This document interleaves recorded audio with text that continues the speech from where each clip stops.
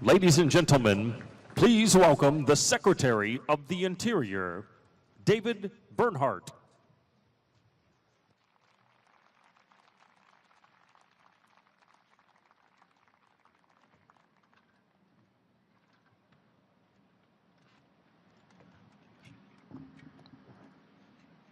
Good evening and welcome. What a beautiful evening.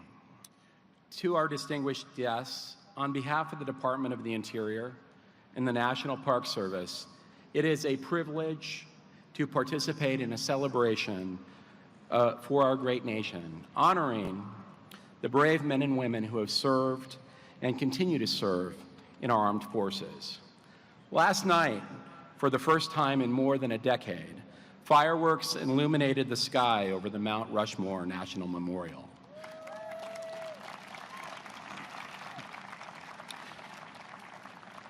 It was an event that would not have happened without the leadership and the enthusiasm of President Trump.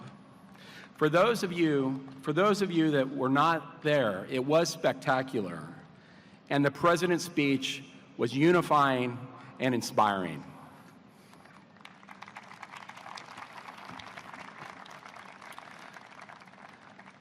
The Department of the Interior and the National Park Service serve as the stewards and guardians of our nation's memorials, monuments, and battlefields.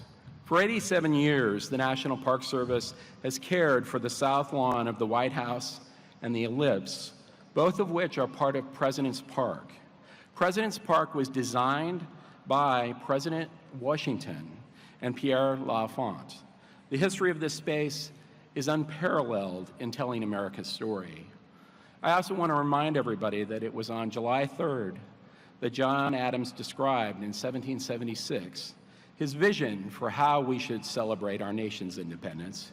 He said it would be marked with pomp and parade, with shows, games, sports, guns, bells, bonfires, and illuminations from one end of the continent to the other. 244 years later, President Trump fosters Adams' vision, even in times of challenge, and as we've seen over the last 2 days, he's given him a run for his money.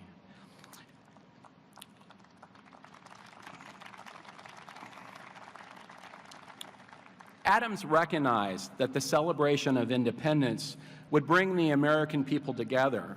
By doing so, we can each reflect upon and appreciate those founding principles and freedoms that unite us.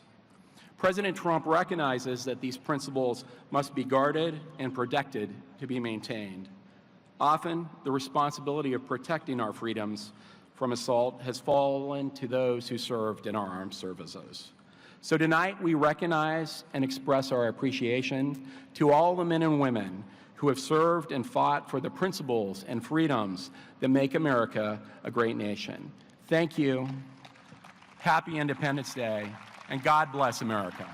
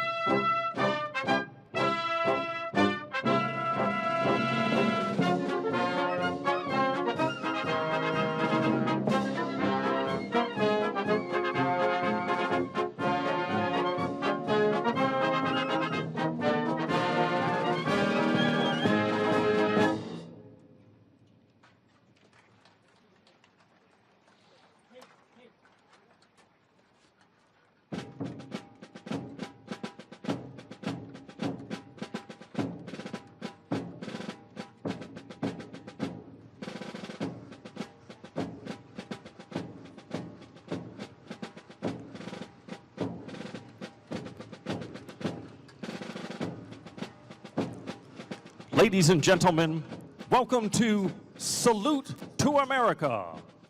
We will begin by honoring our military service members and their families with the playing of the Armed Forces Medley.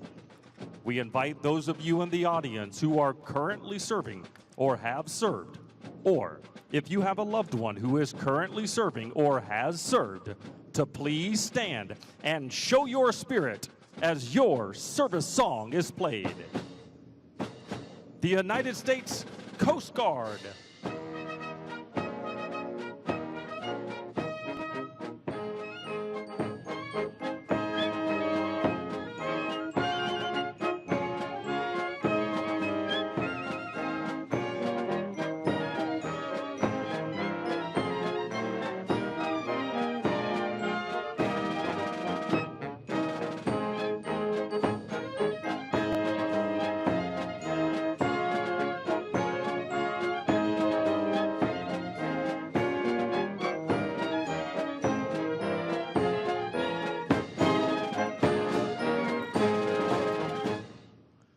The United States Space Force.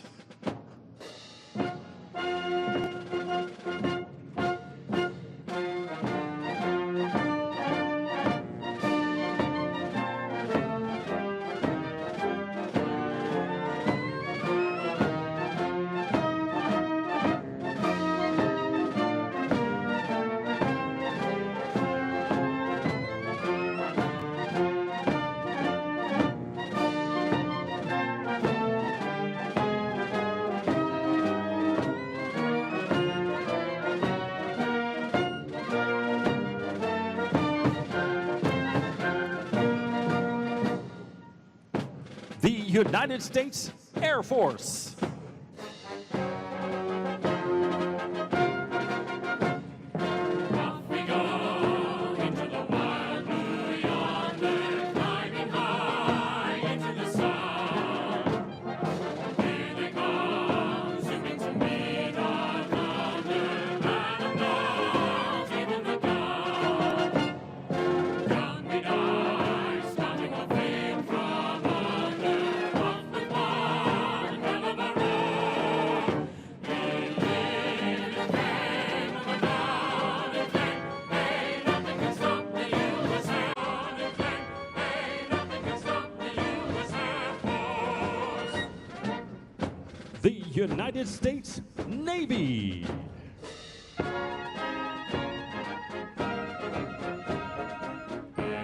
Anchors away, my boys, anchors away. Farewell to foreign shores, we sail at break of day, of day. Oh, last night ashore, drink to the full, until we meet once more. Here's wishing you a happy voyage home. The United States Marine Corps.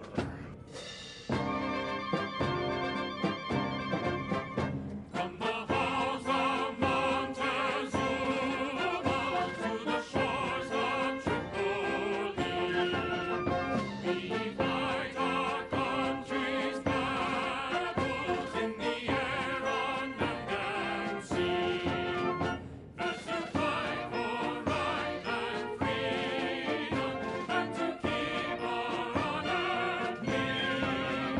We are proud to wear the title of United States Army. The United States Army.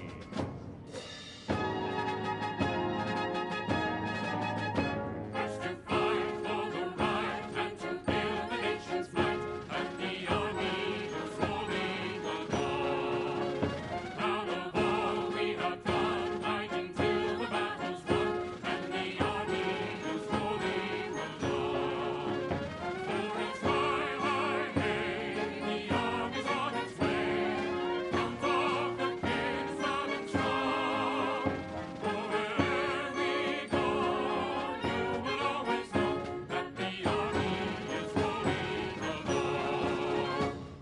Ladies and gentlemen, please stand for our nation's colors.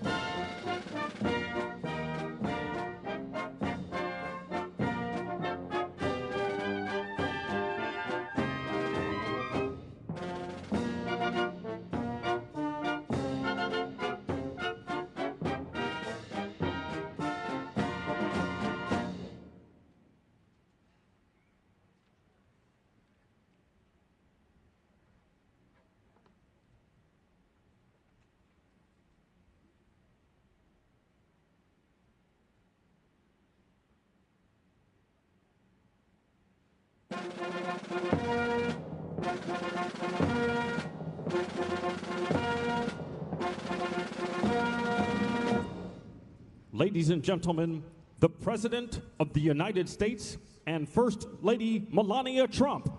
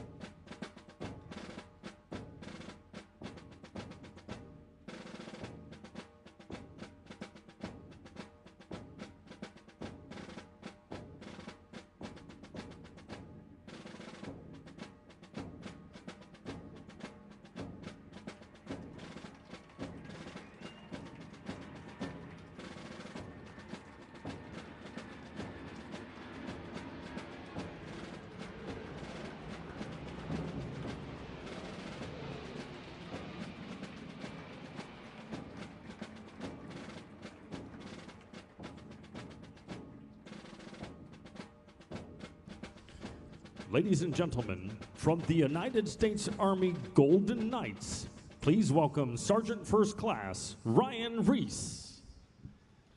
Mr. President, Madam First Lady, guests, and the American people, it's truly an honor to be here this evening. I'd like to direct your attention high overhead to the beautiful sky behind us and our distinctively painted Bombardier Dash 8 aircraft that is flying at an altitude of 12,500 feet. The jump master or team leader is looking out the door of the aircraft, and the jumpers are out and the smoke is on. We now have members of the Army Golden Knights rapidly approaching speeds of 120 miles per hour. The initial part of the formation is called the base, and it forms quickly as these jumpers use their hands, arms, legs, and shoulders to safely complete the formation. They now separate and perform our bomb burst maneuver. Ladies and gentlemen, the high-flying black and gold of your very own United States Army parachute team, the Golden Knights.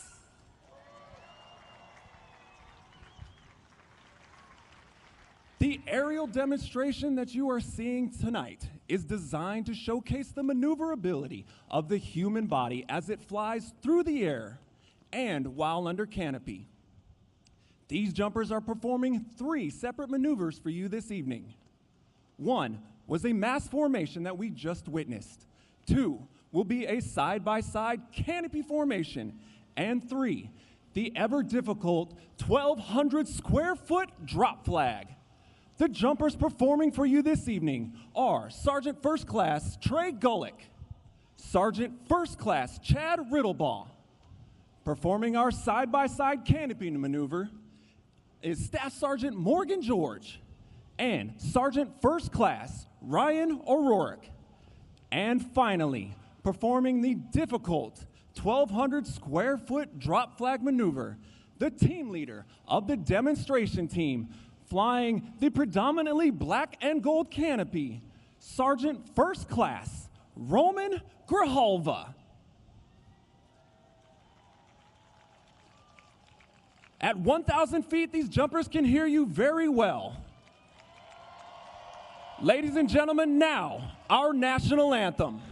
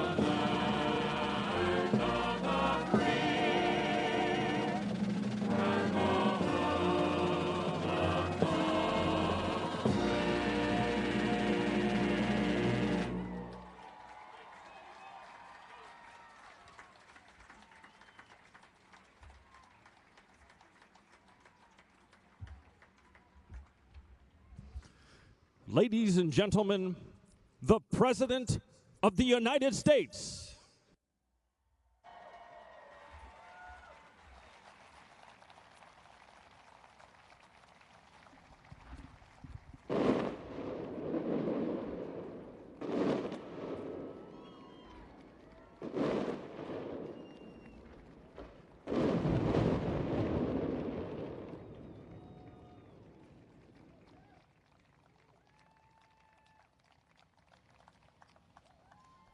Wow. You having a good time? Members of Congress, members of my cabinet, and my fellow Americans, the First Lady and I are delighted to welcome you to the second annual Salute to America. On this wonderful day, we celebrate our history, our heroes, our heritage, our great American flag, and our freedom. Happy 4th of July to everyone. I want to thank the U.S. Army Golden Knights for that truly awe-inspiring display, tremendous talent. The Golden Knights and every member of the armed forces here this evening, we just want to say that you have earned the eternal gratitude of our entire nation. 244 years ago in Philadelphia, the 56 signers of our Declaration of Independence pledged their lives, their fortunes, and their sacred honor to boldly proclaim this eternal truth that we are all made equal by God.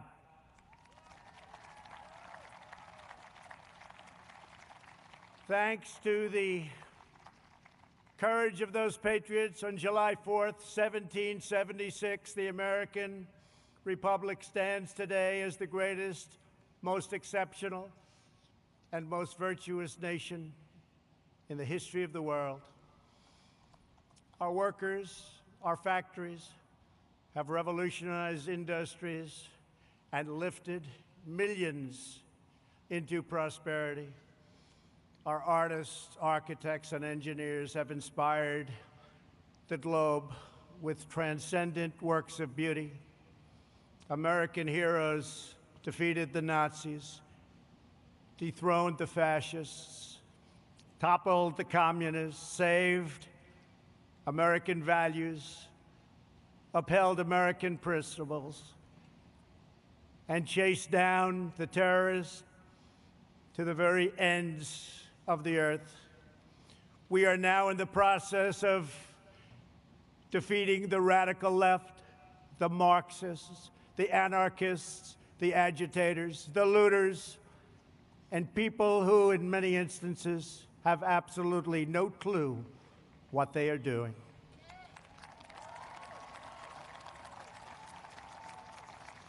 Our inventors, scientists, doctors, and researchers have improved the lives of billions and billions of people all around the world. Our brave astronauts planted the American flag on the moon, and America will be the first nation to land on Mars. All Americans living today are the heirs of this magnificent legacy. We are the descendants of the most daring and courageous people ever to walk on the face of the earth. We inherit their towering confidence, unwavering enthusiasm, their unbridled ambition, and their unrelenting optimism. This is the untamed spirit that built this glorious nation, and this is the spirit that burns brightly within the soul of every American patriot. That is why we pay tribute to generations of American heroes whose names have etched on our monuments and memorials and in the pages of history and in the hearts of a very grateful people. We will never allow an angry mob to tear down our statues, erase our history, indoctrinate our children, or trample on our freedoms.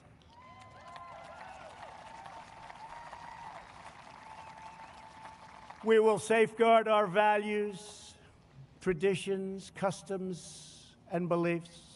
We will teach our children to cherish and adore their country so that they can build its future. Together we will fight for the American dream, and we will defend, protect, and preserve American way of life, which began in 1492 when Columbus discovered America. Jobs and companies are coming back to our country like never before. The power of tariffs being imposed on foreign lands that took advantage of the United States for decades and decades have enabled us to make great trade deals where there were none. Tens of billions of dollars are now paid to the United States Treasury by these same countries. But there and then, we got hit by the virus that came from China. And we've made a lot of progress. Our strategy is moving along well. It goes out in one area and rears back its ugly face in another area. But we've learned a lot. We've learned how to put out the flame. We've made ventilators where there were none by the tens of thousands, to the point that we have far more than we need, and we are now distributing them to many foreign countries as a gesture of goodwill. Likewise, testing. There were no tests for a new virus, but now we have tested almost 40 million people. By so doing, we show cases, 99% of which are totally harmless, results that no other country can show, because no other country is testing that we have, not in terms of the numbers or in terms of the quality. And now, just like everything else, we have become the manufacturer on record for ventilators. We have the most and finest testing anywhere in the world.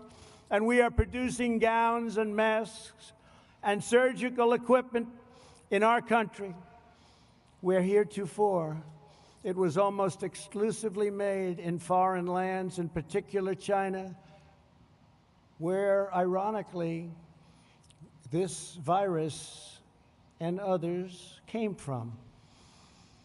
China's secrecy, deceptions, and cover-up allowed it to spread all over the world, 189 countries.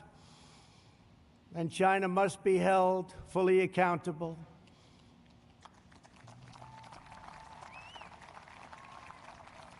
With respect to remedies, we are now doing unbelievably well and are in deep testing on vaccines, treatments, and therapeutics. I want to send our thanks to the scientists and researchers around the country and even around the world who are at the forefront of our historic effort to rapidly develop and deliver life-saving treatments and ultimately a vaccine. We are unleashing our nation's scientific brilliance, and will likely have a therapeutic and/or vaccine solution long before the end of the year.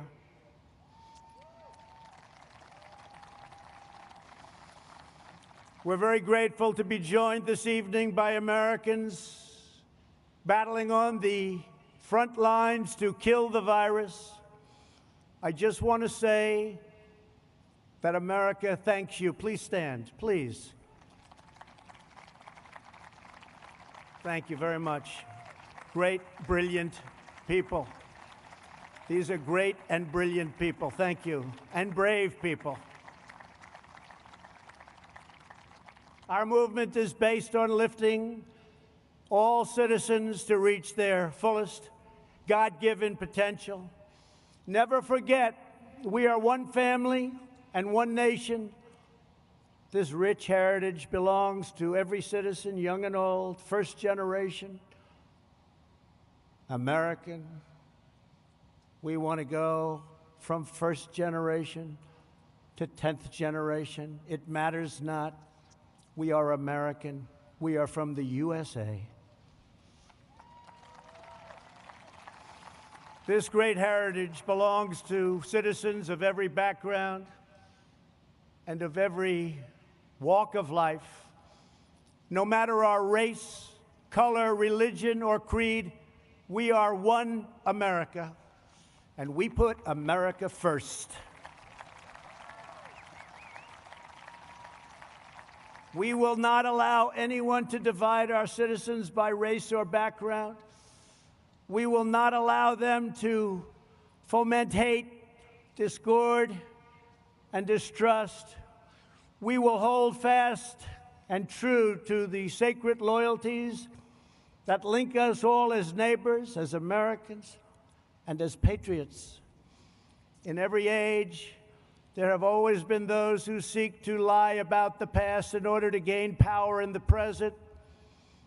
Those that are lying about our history, those who want us to be ashamed of who we are not interested in justice or in healing. Their goal is demolition.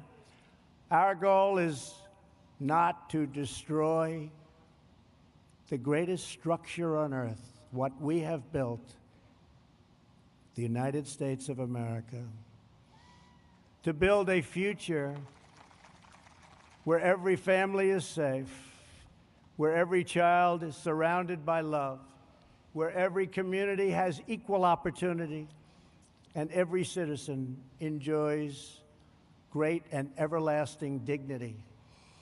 Our past is not a burden to be cast away. It is not a miraculous foundation that will lift us to the next great summit of human endeavor. This incredible story of American progress is the story of each generation, picking up where the last finished, linked by time, by fate, and the eternal bonds of our national affection. Those who would sever those bonds would cut us off from the wisdom, the courage, the love, and the devotion that gave us everything we are today and everything we strive for tomorrow. We cannot let that happen. We will not throw away our heroes. We will honor them, and we will prove worthy of their sacrifice. These are great heroes. Let me also say a word to those in the media who falsely and consistently label their opponents as racists, who condemn patriotic citizens, who offer a clear and truthful defense of American unity. That's what our people are doing. We want a clear and faithful defense of American history, and we want unity. When you level these false charges, you not only slander me, you not only slander the American people, but you slander generations of heroes who gave their lives for America.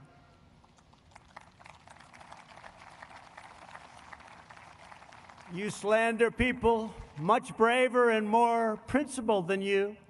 You're slandering the young men who raised the flag at Iwo Jima and those who perished fighting for freedom in the Civil War.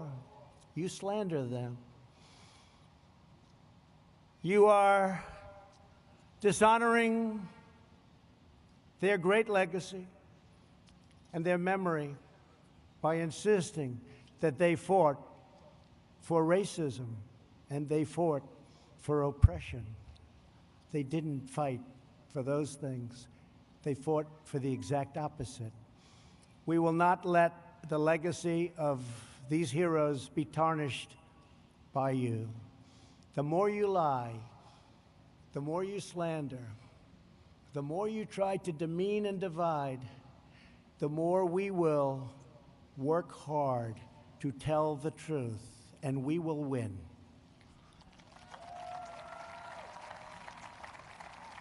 The more you lie and demean and collude, the more credibility you lose. We want to bring the country together, and a free and open media will make this task a very easy one. Our country will be united. After all, what do we all want? We want a strong military, great education, housing, low taxes, law and order. We want safety. We want equal justice. We want religious liberty. We want faith and family and living in great communities and happy communities and safe communities. And we want great jobs, and we want to be respected by the rest of the world, not taken advantage of by the rest of the world, which has gone on for decade after decade. We should all want the same thing. How can it be any different than those things? The more bitter you become, the more we will appeal to love and patriotism, and the more we will rise above your hate to build a better future for every child in our great country. To celebrate America's majestic inheritance, yesterday I signed an executive order to create a brand new monument to our most beloved icons. The National Garden of American Heroes will be a vast outdoor park that will feature the statues of the greatest Americans who have ever lived. We will honor extraordinary citizens from every community and from every place and from every part of our nation. Great men and great women, people that we can look up to forever. Families will be able to walk among the statues of titans, and we have already selected the first 30 legacies and 30 legends. And why don't we start with a man who's been very unfairly treated, who 2 years ago, 3 years ago, especially 5 or 6 years ago, people would have said it's impossible to even attempt to try and disturb his incredible legacy and success. George Washington, Thomas Jefferson, Betsy Ross, Alexander Hamilton, Benjamin Franklin, John Adams, James Madison, Dolly Madison, the great Frederick Douglass, Abraham Lincoln, Harriet Tubman, Harriet Beecher Stowe, Joshua Lawrence Chamberlain, Clara Barton, Daniel Boone, Davy Crockett, Henry Clay, Susan B. Anthony, Booker T. Washington, Orville and Wilbur Wright, who are looking down, and you're going to see some planes like you have never seen before, because we build them better than anybody in the world. Greatest Air Force, the greatest fighters, the greatest everything. You're going to be seeing something. I just wonder what Orville and Wilbur would have been thinking if they ever got to see that. But they're looking, they're checking it out right now along with us. Amelia Earhart, a great, great athlete. No matter where he went, he was the best athlete. Jackie Robinson. George S. Patton, General Patton. He didn't know how to lose. He didn't know how to lose. General Douglas MacArthur. Audie Murphy. The great Billy Graham. An incredible man, respected by everybody, Martin Luther King. President Ronald Reagan, Krista McAuliffe, and Antonin Scalia. So those are just a few of the people we'll be naming, and things are subject to change. But once we make that decision, those great names are going to be up there, and they're never coming down. They have just been an incredible group, and we are going to do this in a very democratic way, frankly. We're going to take names and suggestions. We're going to have committees, and we're going to pick the greatest people that this country has ever known, the most respected people, the people that helped us the most, and the people that we can look up to and that our children and grandchildren and great-grandchildren can look up to into the future. And they can say, isn't America just a tremendous place? So thank you. That'll be very exciting.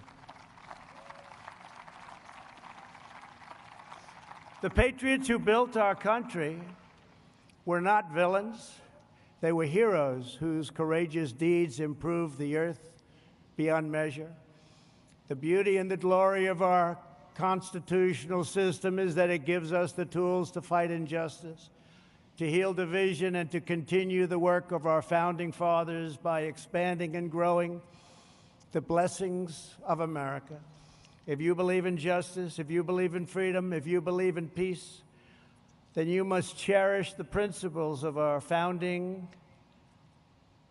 and the text of our Constitution. It's our founding and our Constitution. It is a firm foundation upon which all progress is achieved.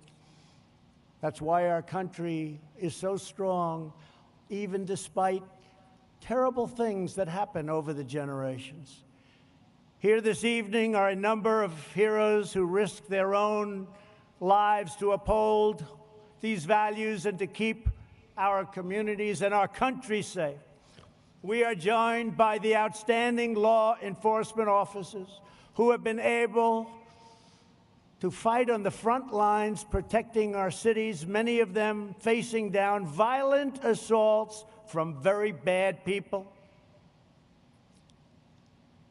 We are especially moved to be joined by the family of a great man, fallen officer David Dorn, a 38-year veteran of the St. Louis Police Department who was killed last month in the city he devoted his life to defending.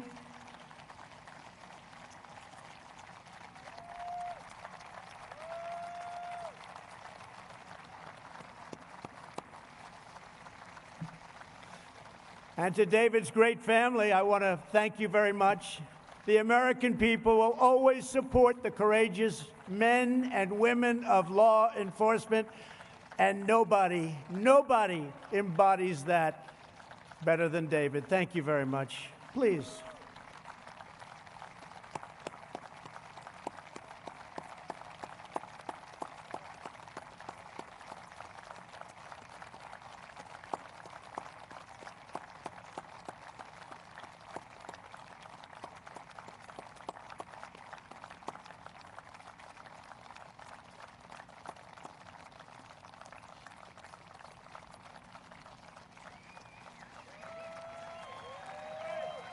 And David is looking down right now, and he is so proud of you, and he loves you so much.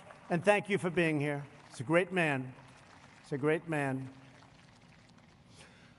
Finally, tonight, we will salute the greatness and loyalty and valor of the men and women who have defended our independence for 244 years. We will honor the amazing men and women of the United States military. Never in history has a nation used so much power to advance so much good. Battlefields across the world and here at home are marked with the gravestones of young patriots who spent their final valiant moments on this earth to secure liberty and peace. Every child should be taught the military heroes who fought and died to make us free. These are great people. These are great, great heroes indeed. And our greatest leaders and heroes should be recognized and even immortalized for coming generations to see. You know that. This will make our country even stronger, long into the future. In a few moments, we will bear witness to awesome aircraft representing every major military conflict over the last 75 years. These planes once launched off massive aircraft carriers in the fiercest battles of World War II. They raced through the skies of Korea's MiG Alley. They carried American warriors into the dense fields and jungles of Vietnam. They delivered a swift and sweeping, you know that, sweeping. It was swift and it was sweeping like nobody's ever seen anything happen. A victory in Operation Desert Storm. A lot of you were involved in that. A lot of you were involved. That was a quick one. And they've gone on to dangerous missions all around the world to take out enemy terrorists and bring our soldiers home safely. As you know, we've killed this last year the two leading terrorists of the last 10 years, al-Baghdadi and Soleimani, killed, gone, over. We have worked to fully rebuild the armed forces of the United States. No enemy on earth stands a chance. $2.5 trillion we've invested, all made in the USA. We've never had anything near the power and the equipment that we have right now. We did that over the last 3 years. Everywhere these aircraft have flown, they've rained down American thunder, delivered American justice, and they have fiercely defended every square inch of American sovereignty. In their steel frames, broad wings, and roaring engines, we see the story of America's daring defiance, its soaring spirit, and undying resolve. Throughout our history, our country has been tested and tried, but we have always fought to victory. Whenever our way of life has been threatened, our ancestors have responded with the same resounding answer as those first patriots who fought for independence. We are Americans, and we never back down, we never give in, and we never give up, and we will never yield defense of our nation. We love our nation. We will only fight to win. Today, we thank God for the gift of life and for the blessing of liberty. We honor the legends of our history, the glories of our founding fathers, and the giants of the past, and the heroes of today, who keep us safe, who keep us strong and proud, and who keep us free. Once again, happy July 4th to all. Our country is in great shape.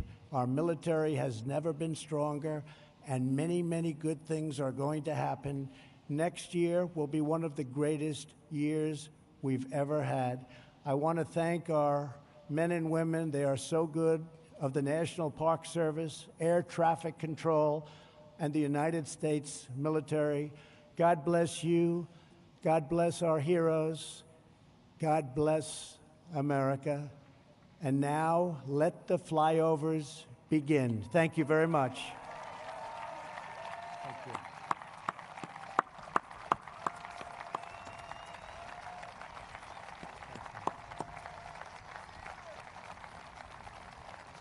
Ladies and gentlemen, please welcome world-renowned air show announcer Rob Ryder as he walks us through our salute of air power from World War II to the future. Please enjoy. Good evening, Mr. President and Madam First Lady and distinguished guests. I'm Rob Ryder, and I'm honored to be your narrator for an aerial review to celebrate our Independence Day. Our flyovers tonight will showcase air power across time. Look at the screens and look above. Representing World War II, after we were brought into World War II by the bombing of Pearl Harbor. Approaching first, two very important airplanes known as C-47s. They were the military designation for the Douglas DC-3, the airliner that changed the way America traveled. Carrying 28 paratroopers, they were also involved in the D-Day invasion, over 1,000 of them in that operation alone on June 6, 1944. Over 10,000 of these aircraft were built. Following that, as we move from heritage to horizons and continuing in World War II, one of the most famous aircraft of all time. You can see it in the center of this formation. It is the Boeing B-17 bomber. Over 12,700 of these were built, flying daring daylight raids over Europe, bombing targets, military targets and industrial targets in Nazi-held Europe. And on the wings, the escort fighters, among the most well-known aircraft of all time, the North American Aviation P-51 Mustang. Over 15,000 of those were built. They, among others, were flown by the famed Tuskegee Airmen. The Tuskegee Airmen flew 15,000 sorties in Europe and North Africa during the war, earning the name by request. The radial engines on the B-17, the V-12 liquid-cooled Rolls-Royce designed Packard-built Merlin engines powering all of those aircraft.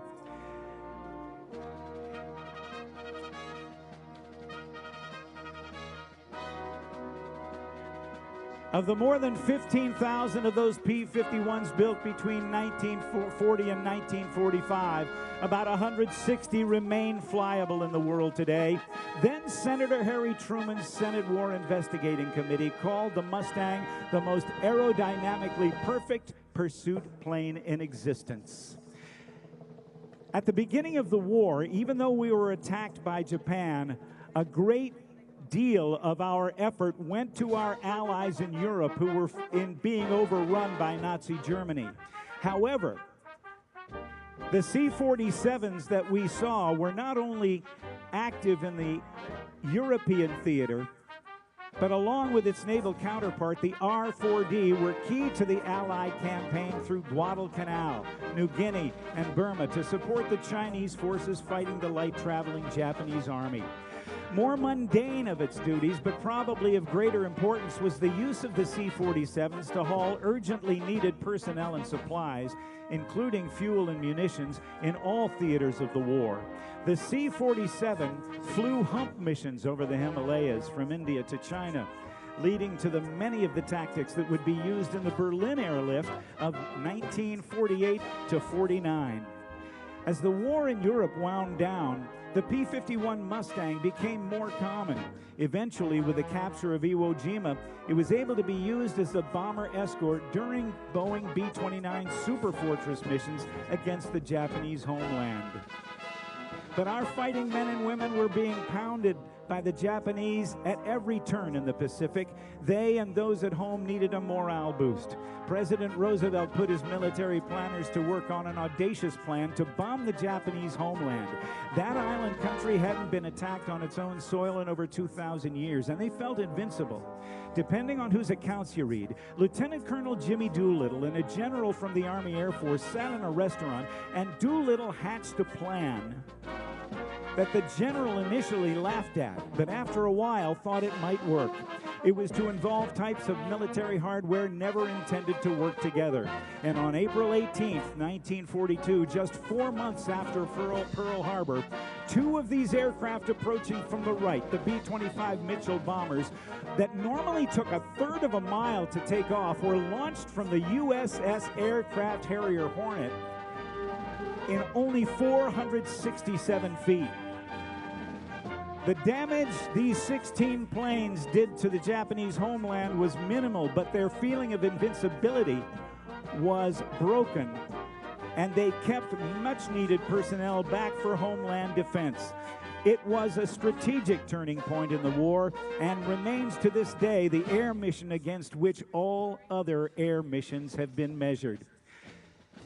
The largest plane in our air Army Air Force inventory in World War II was the 99-foot-long, 140-feet wingspan of the Boeing B-29 Superfortress. It pushed the bounds of technology with a first-ever pressurized crew compartment and a radically advanced analog fire control system that allowed one gunner and a fire control officer to direct 4 remote machine gun turrets. The Superfortress, I should say, would have the greatest impact of any aircraft in the Pacific theater. On August 6, 1929, a B-29 named Enola Gay would drop the first atomic bomb on Hiroshima.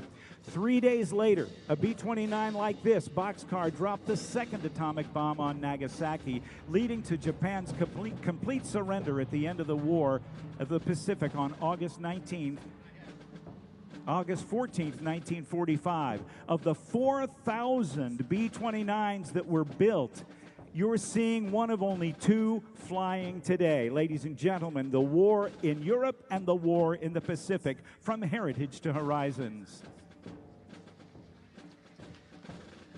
The Korean War, the conflict between the Democratic People's Republic of Korea and the Republic of Korea, South Korea, reached international proportions in June of 1950, when North Korea, supplied and advised by the Soviet Union, invaded the South.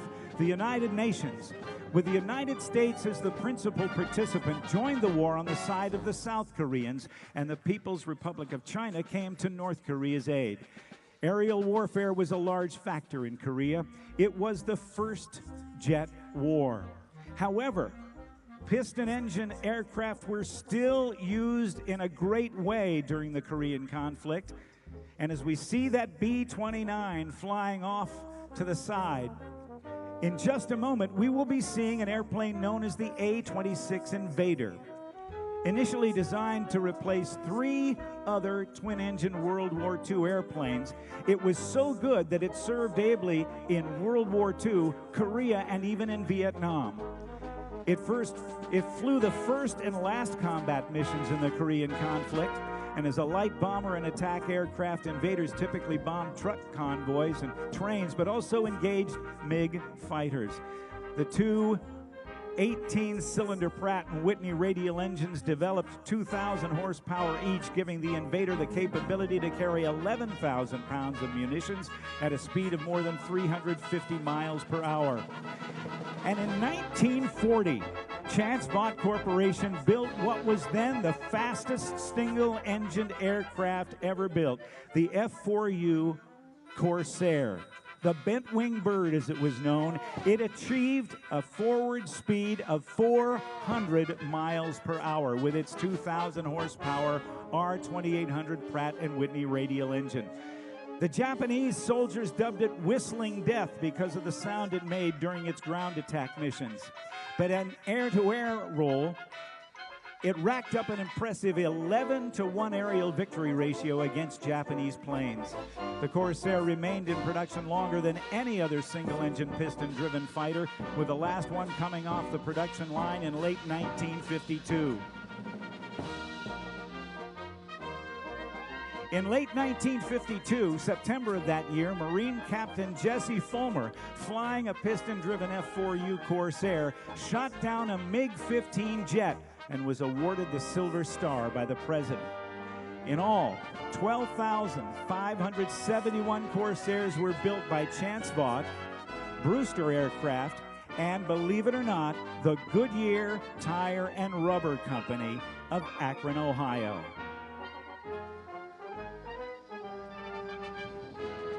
At the beginning of the conflict, our straight-wing Lockheed Shooting Stars were totally outclassed by the swept-winged Russian MiG, but we rushed into production a swept-wing fighter by North American Aviation called the F-86 Saberjet. It racked up a better than 10-to-1 victory ratio, but sadly, the F-86 that we had hoped to have flying here this evening came up with a mechanical problem and was unable to be here. Coming through on the screens now from the right, you can see the Douglas Invader, the light bomber.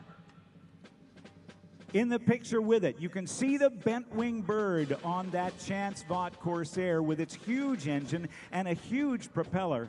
And then from P-51 to F-51 as the new designation of the young United States Air Force. On the right wing, the Mustang also served ably during the Korean conflict. Let's listen.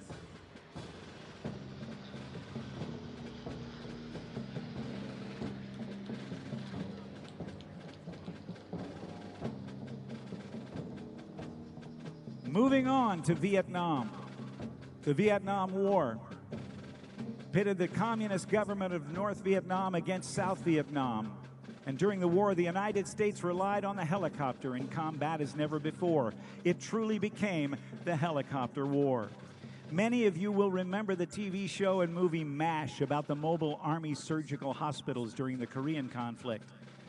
Well, the opening sequence showed wounded soldiers being transported by a bubble-canopied helicopter known as the Bell H-13 Sioux helicopter.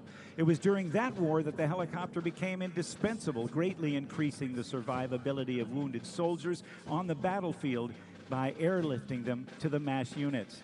In 1965, the Army began testing and developing new techniques to enhance future warfighting capabilities. Helicopter tactics developed in Korea were adapting and evolving to support a new concept in maneuver warfare, air mobility. And here they come. The Huey, the UH-1 Iroquois. An estimated 11,000 took to the skies for almost 19 years. They flew slicks, troop carriers, gunship missions, attack, and dust-off medical evaluation. The UH-1s we see flying here today are from the 1st Helicopter Squadron from Joint Base Andrews. And just last December, they celebrated their 50th anniversary. Coming through after that, developed from the UH-1 Iroquois, these are the Cobras, the first helicopter designed from the skids up to be an attack helicopter. And following that, the heavy lift CH-47 Chinook with an incredible capability to carry nearly 22,750 pounds underneath the aircraft.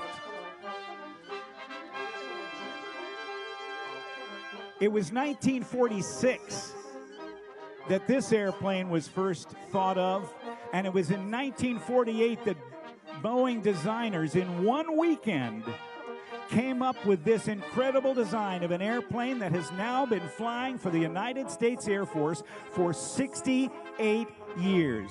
Swept wing, the ability to go over 8,000 miles at speeds of over 600 miles per hour. This, ladies and gentlemen, one of the triad of the Air Force's bomber capabilities, the B-52 Stratofortress.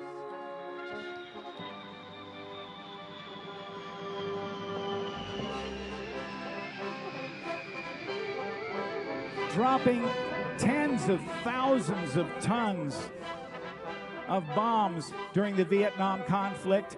It was known as the Buff, the big, ugly, fat fella. In all, 744 were built. About 75 still remain in service today and is expected to remain so until 2040. I am told that grandfathers, sons, and grandsons have all flown the B-52 bomber in the course of those 68 years. Moving now to Desert Storm.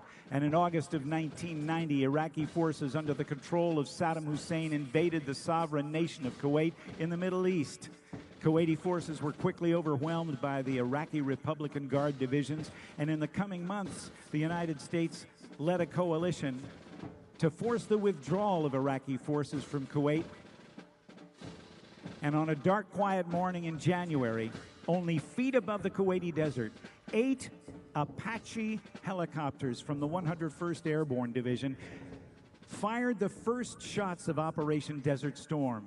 Apaches destroyed 2 Iraqi early warning radar sites, blinding Iraqi radar and air defense forces and setting conditions for the beginning of the larger air campaign by the Air Force and the Navy.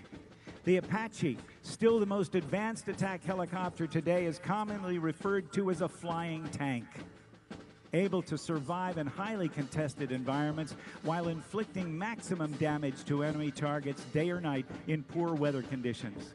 Also serving in that war, the UH-60 Black Hawk helicopter by Sikorsky, the Army's utility tactical transport helicopter. The Black Hawk has replaced the famous Huey as the Army's workhorse, and a single Black Hawk can transport an entire 11-person, fully equipped infantry squad into battle. Over the years, the UH-60 has been constantly upgraded with more powerful engines and other improvements. Here come the helos. And as they approach, let me tell you about the next airplanes coming through. Ever since World War I, the first air war, where the average life of a fighter pilot was only 3 weeks, achieving air superiority has been the goal of military planners. An airplane that first flew in 1972 and entered service in 1976 has long been considered an air superiority fighter, the F-15 Eagle. Capable of speeds at more than 2.5 times the speed of sound, Mach 2.5, or for us non-fighter pilots, that's 1,875 miles per hour. The single-seat F-15C and its younger brother, the two-seat F-15E Strike Eagle, have dominated the skies in any battle situation with power, maneuverability, and a wide variety of weapons. Its kill ratio is unmatched. 104 aerial combat victories and 0 losses. The incredible thrust-to-weight ratio of the Eagle enabled it to set a number of world records, including a time-to-climb record of 98,400 feet. That's 18.5 miles in just under 2.5 minutes. The Strike Eagle utilizes a second crew member and advanced radar and avionics to enable it to become the lethal ground attack aircraft. At the beginning of the Gulf War, Strike Eagles flying at 600 miles per hour, 100 feet above desert sands, used terrain-following radar, lights out, to take out Saddam's early warning radars. Overhead now, we see the Apache helicopters, followed by the UH-60 Blackhawks.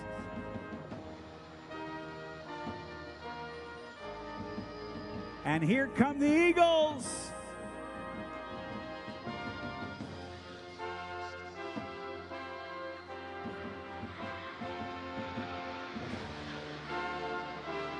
I know a lot of you have your cameras up, but if you don't, how about a round of applause for what we've seen thus far? The events of September 11th, 2001 changed the world and forever reshaped history. Our brave servicemen and women are still committed to keeping Americans safe today, and approaching in just a moment are a few of the many aircraft that have served vital roles in the war on terrorism. Igor Sikorsky, the father of the modern helicopter, overcame significant aerodynamic and physics challenges in his development of rotary winged flight. Without getting into a lot of mind-numbing stuff, a phenomenon called retreating blade stall has always limited the speed at which a helicopter could travel. The Holy Grail would be to develop an aircraft that could take off and land vertically, but be able to fly as fast as a conventional airplane. In the 1980s, Bell Aircraft, the same company that developed the MASH helicopter and the Huey and the Cobra, experimented with a very unique concept called tilt rotor, in which large prop rotors would be directly connected to the engines and then rotated vertically for helicopter mode flight, and then moved into a horizontal position to attain conventional airplane flight. The result is the MV-22 Osprey, an aircraft that can deliver 24 fully equipped troops to the battle space at speeds of over 300 miles per hour and then land vertically like a helicopter. Its load-lifting capabilities are significant, with the ability to carry an internal load of more than 9,000 pounds or 15,000 pounds externally.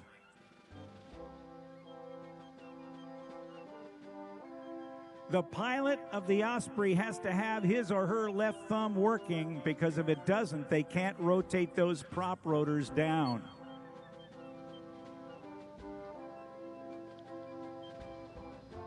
The unmistakable sound of the MV-22 Osprey.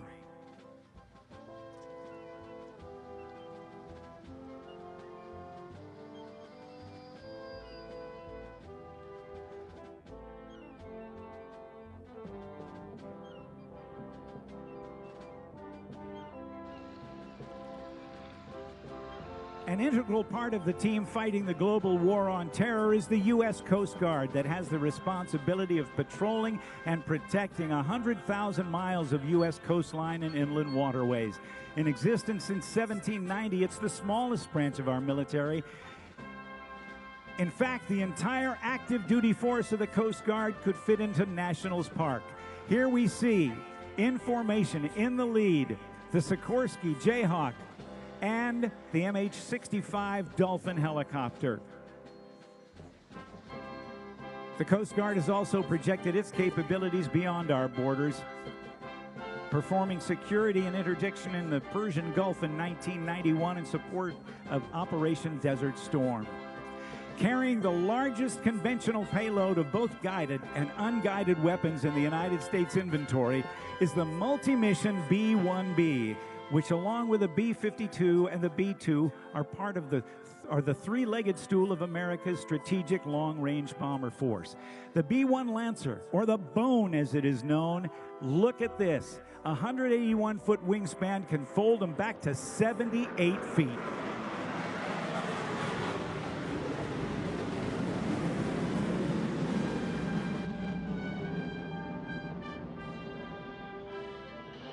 That, ladies and gentlemen, is the sound of freedom.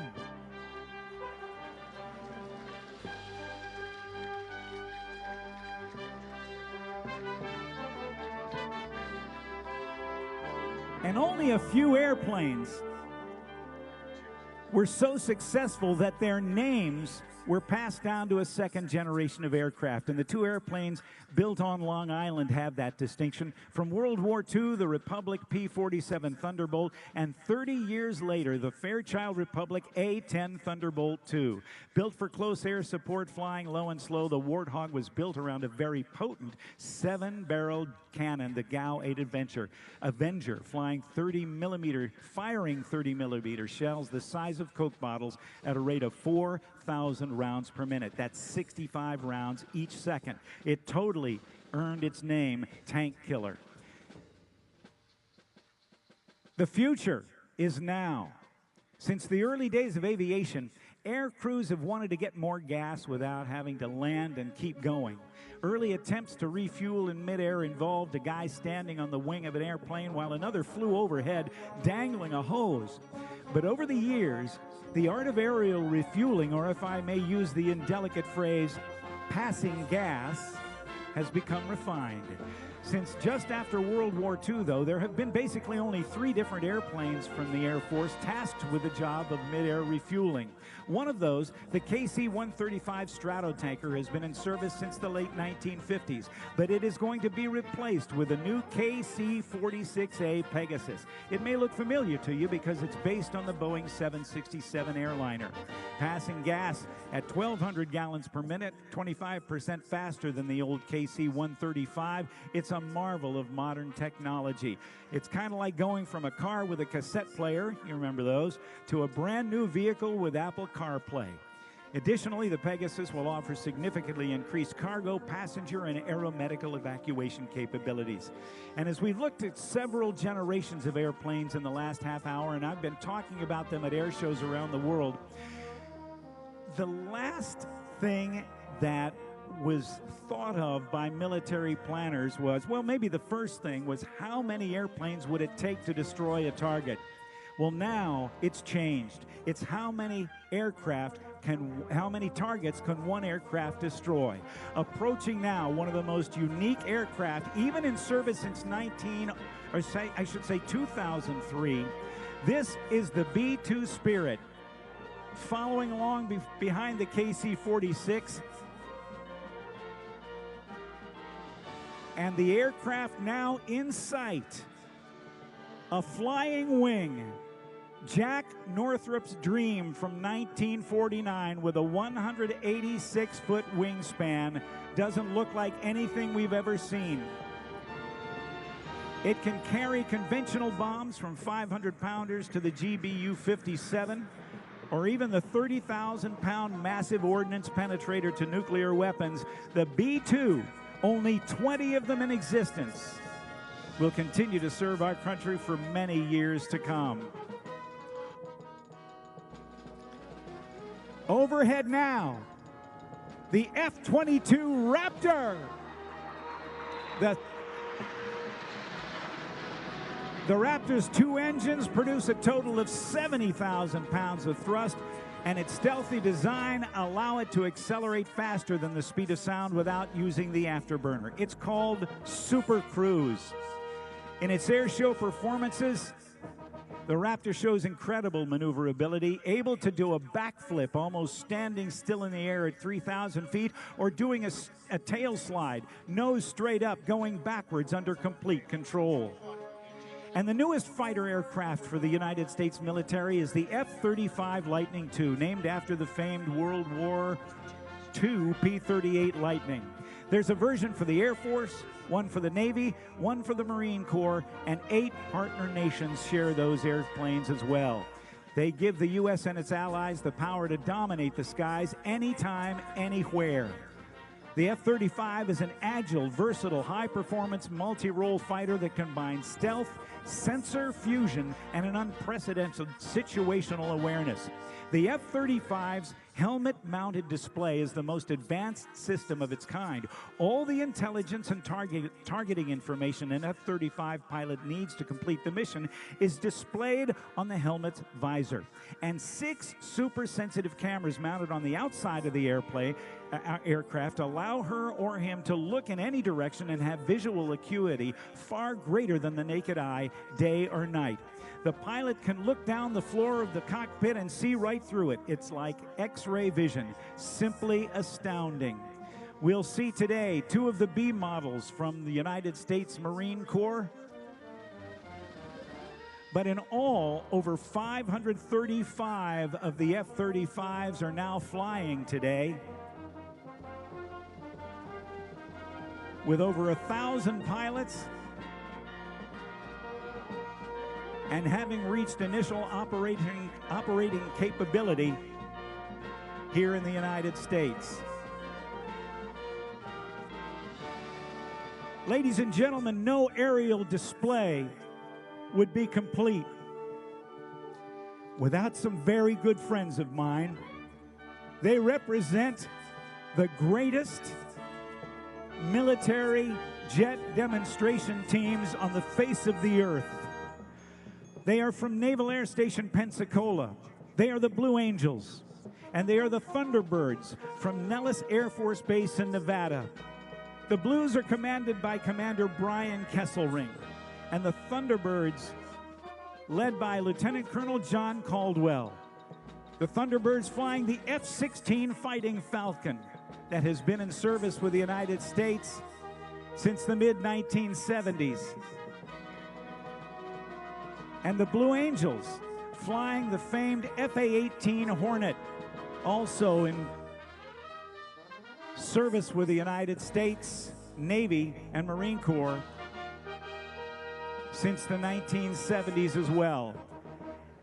I want you to join with me as we wait for these aircraft to approach. They have been flying missions all over the country, supporting the work done by so many during this COVID crisis.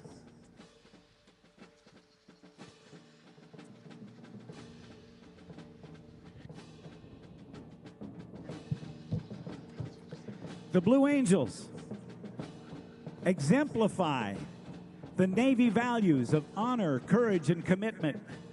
And the Thunderbirds serve to represent all the men and women of the United States Air Force as our ambassadors in blue.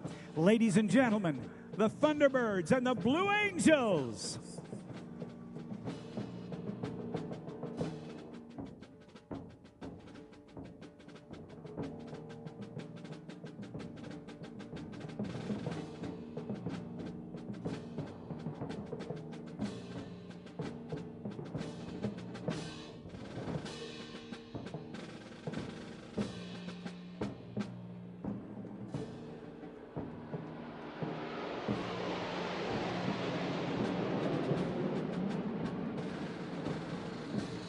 Put your hands together for the Blues and the Birds.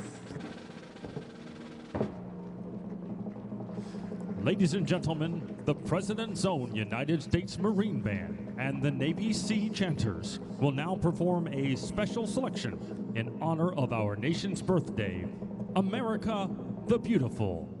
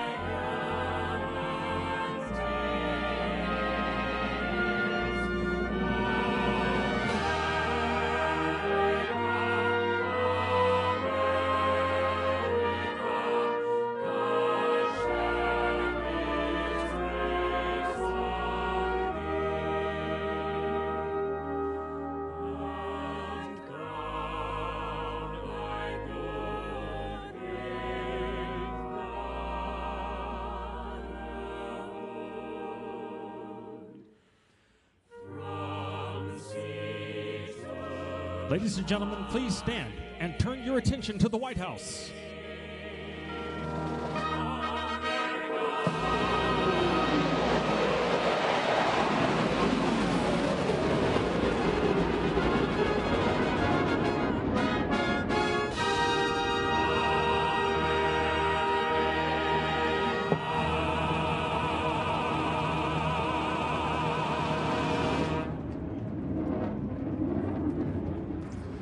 Ladies and gentlemen, please join us in the singing of God Bless America.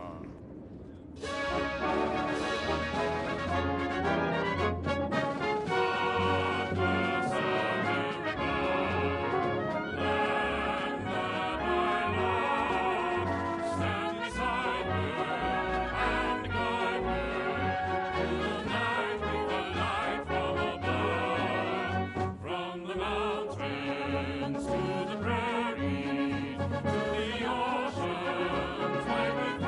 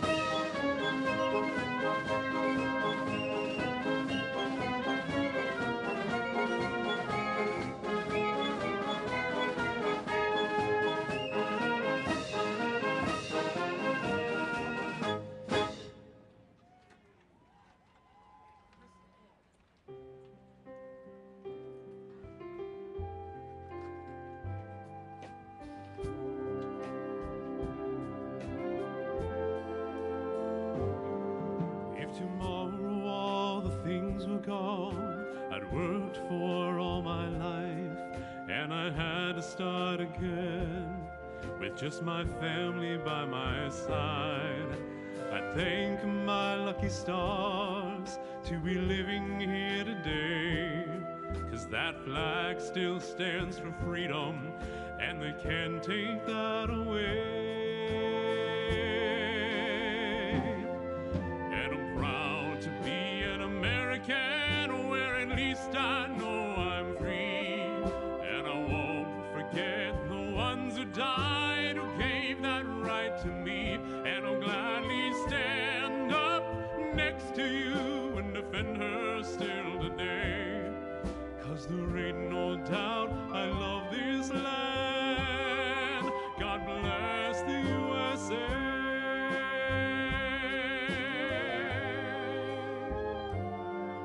From the lakes of Minnesota to the hills of Tennessee, across the plains of Texas, from sea to shining sea, from Detroit down to Houston and New York to LA. Well, there's pride in every American heart, and it's time we stand and say that I'm proud to be an American, where at least I know I'm free. And I won't forget the ones who died, who gave that right to me. And I gladly stand up next to you and defend her still today. 'Cause there ain't no doubt I love this land. God bless the USA.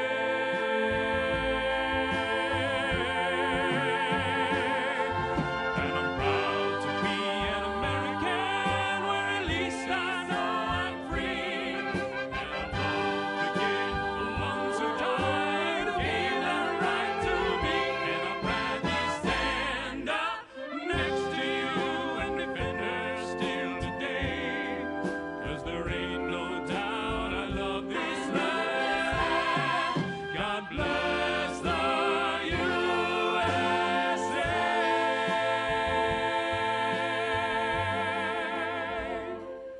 God bless the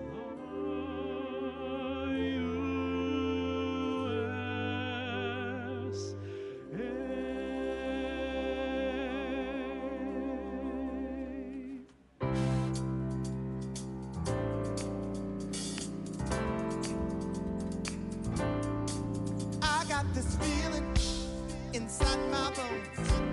It goes electric wavy when I turn it on. All through my city, all through my home.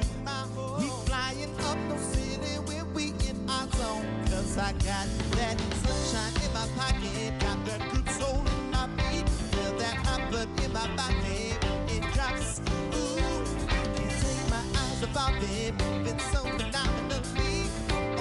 The way we rock it, so don't stop. And into the lights when everything goes. Nowhere to hide when I'm getting you close.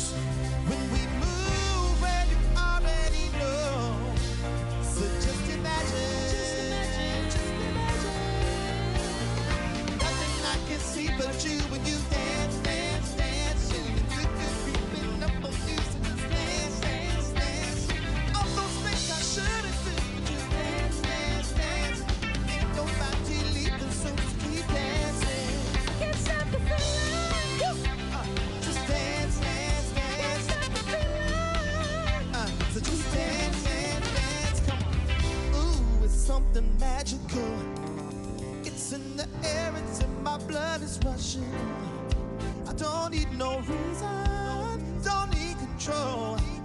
We flying high, no ceiling when we in our zone. 'Cause I got that sunshine in my pocket, got that good soul in my feet, that hot blood in my body when it drops. Ooh, I can't take my eyes off it, moving so phenomenally.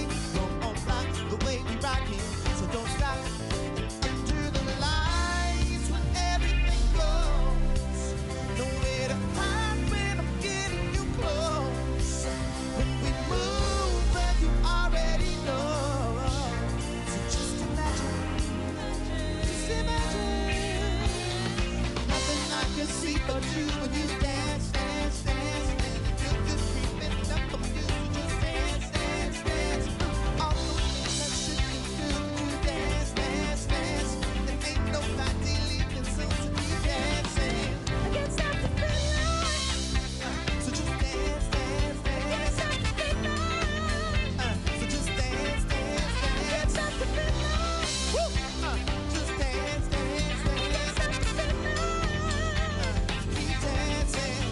the bass play now.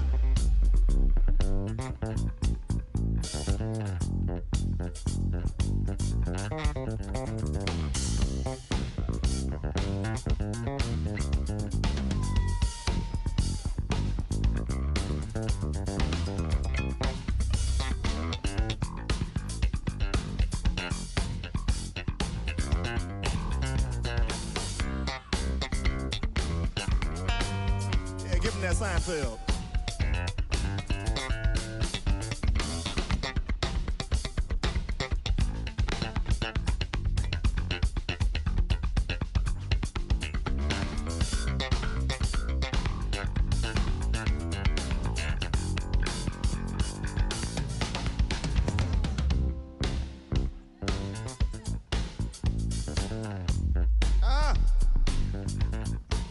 Can't stop the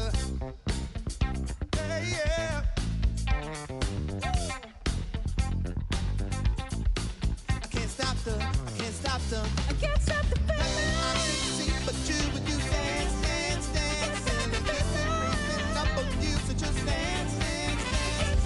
All those things I shouldn't do, but you dance, dance, dance. And ain't nobody even sense to be dancing. Come on, got this feeling in my body. Got this feeling in my body, yeah. Got this feeling in my body. Got this feeling in my body. Got this feeling in my body. I got this feeling, baby. Yes, I do. Oh, yes, I do. Got this feeling in my body.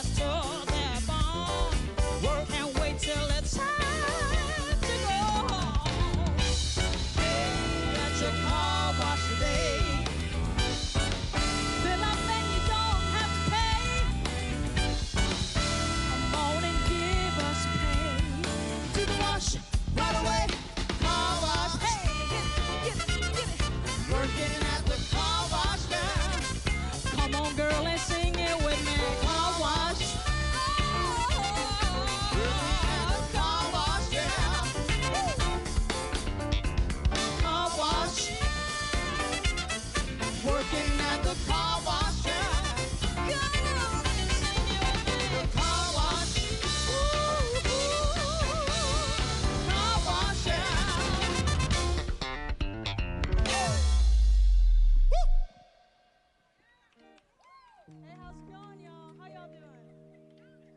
Thank you so much. We're the Navy Band Cruisers. It's for you Bob Marley fans.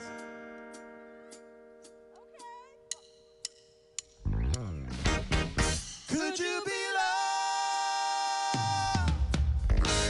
and be loved? All right now, it's time to boogie down in reggae. Let's go now. Come on, come on, come on.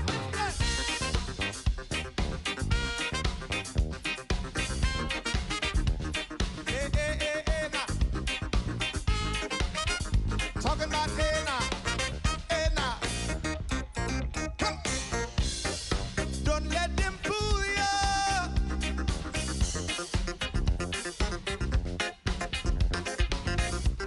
or even try to school you. Now, we've got a mind of our own, so go somewhere if what you're thinking is not right. Love would never leave us alone. And in the darkness, they must come out to light. Let me say, could you be loved and be loved? Hey, hey, now.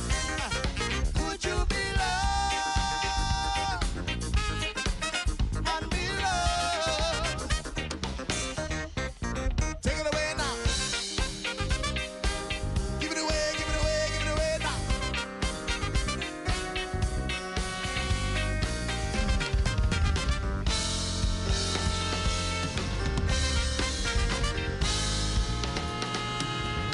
Road of life is rocky,